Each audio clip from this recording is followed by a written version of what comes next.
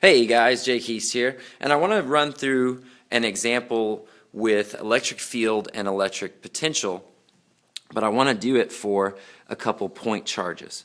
So let's say that I've got 2 point charges, each with a charge, let's go with positive Q. And let's say that I put a point right in between these two charges that is equidistant. In other words, I'll call this distance x, and I'll call this distance x. Okay. Now, I want to know two things. I want to know the electric field at, we'll call it point P. And I want to know the potential at point P. So, a couple things. Electric field is a vector quantity. It has a magnitude and a direction, because the electric field is what transfers the force, and we know that force is a vector quantity. Electric potential is a scalar quantity, meaning it has no direction. So, at this point P, we have to think about, okay, well, what is the direction of the electric field from this charge? Well, if this were a positive test charge, my electric field would be directed that way. So I'll label this charge 1 and charge 2. The electric field from charge 2 would be directed to the left. The electric field from charge 1 would be directed to the right. And because they're equidistant and they're equal in charge, I overall, at point P, have no electric field, because it's a vector quantity, meaning the directions cancel out. Now, what about potential? It is a scalar quantity.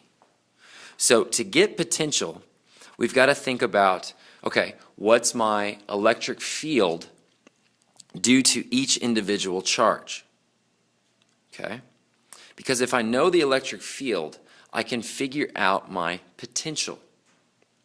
So the potential the electric field from a point charge is just given as Q over 4 pi r squared epsilon naught.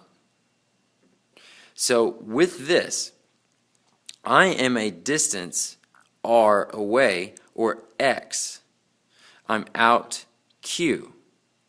Now, potential is just basically electric field multiplied by distance when you're talking about point charges like this. So if I take this and I multiply by the distance, I would multiply it by r, which my potential would then become Q over 4 pi r epsilon naught. This is similar to the Gauss's law problems that we've done with concentric spheres. Now, how many electric fields do I have on that point P? I have 2 of them. So I multiply it by 2.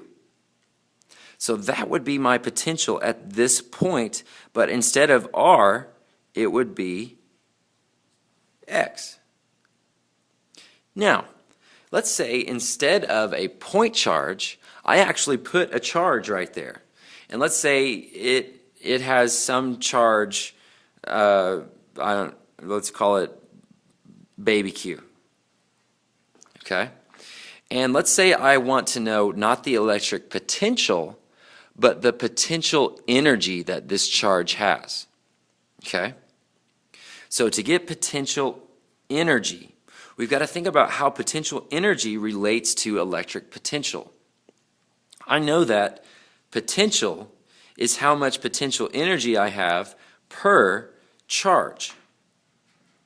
Well, that shows that potential energy is just my potential times my charge. So this would become, my potential energy function would be 2q baby q over 4 pi x epsilon naught. That would be how much potential energy I had at that particular point.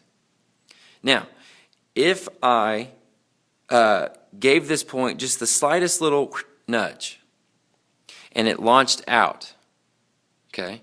Because it's a positive charge Q, it would be forced out directly along this line.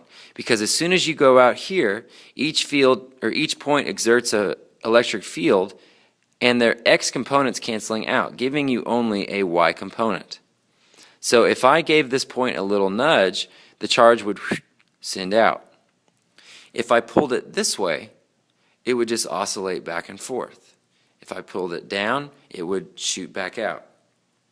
Now, if I asked you for, say, the speed at a really long distance away, what you would have to think of is, okay, at a really long distance, I pretty much have no potential energy, which means I would only have kinetic energy. And you know kinetic energy is 1/2 mv squared. You know that your starting potential would be this. You could solve for the final speed of that particle. That would only be true if you gave it just a little bit of a nudge out in this direction, if it were displaced in the positive y or the negative y. Now, what if this charge were negative? Well, if I nudged it a little bit this way, the electric field would point down and then back up and then down and then back up.